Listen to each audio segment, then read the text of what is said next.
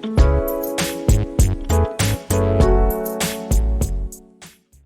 दोस्तों, नमस्कार। आपका हमारे यूट्यूब चैनल पर स्वागत है।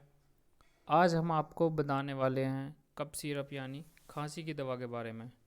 इस वीडियो में हम आपको बताएंगे कि खांसी कितने प्रकार की होती है और किन खांसी में कौन सी दवा का प्रयोग किया जाता है। तो अब खांसी के बारे में बात करते हैं। खांसी मेनली दो प्रकार की होती है, ड्राई कफ यानी सूखी खांसी, वेट कफ गीली खांसी। ड्राई कफ में हमारा गला हमें सूखा सूखा महसूस होता है और वेट कफ में मलगम के साथ खांसी होती है। अब इनमें दोनों में अंतर जान लेते हैं कि इन दोनों के बीच में क्या क्या अंतर होते हैं। तो ड्राई कफ किसी पॉल्यूशन या फिर डस्ट के वजह से हो सकता है, बॉडी में एलर्जी होने के कारण भी हो सकता है, ये बैक्टीरियल इन्फेक्शन में भी हो सकता है। ड्राइनेस, सांस लेने में किसी को तकलीफ़ है, सूखेपन यानी ड्राइनेस इन ट्रैकिया से हो सकता है। किसी के गले में इन्फेक्शन है तो उसे ड्राई कफ हो सकता है। तो अब वेट कफ के कॉजेज़ के बारे में जान लेते हैं।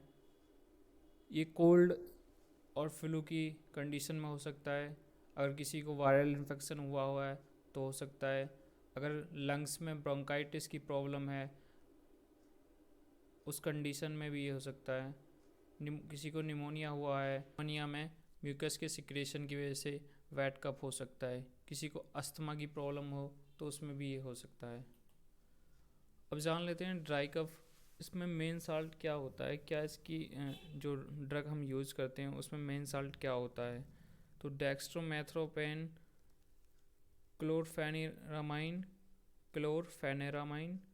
फेनिलेफ्रेन ड्राई कफ में यूज होने वाली मेडिसिन्स में मेन साल्ट होता है। अब इसके कुछ ब्रांड नेम्स के बारे में जान लेते हैं जिसे हम ड्राई कफ में दे सकते हैं। सबसे पहले बेनेड्रिल मार्केट में आसानी से मिल जाती है। ग्लिंटस,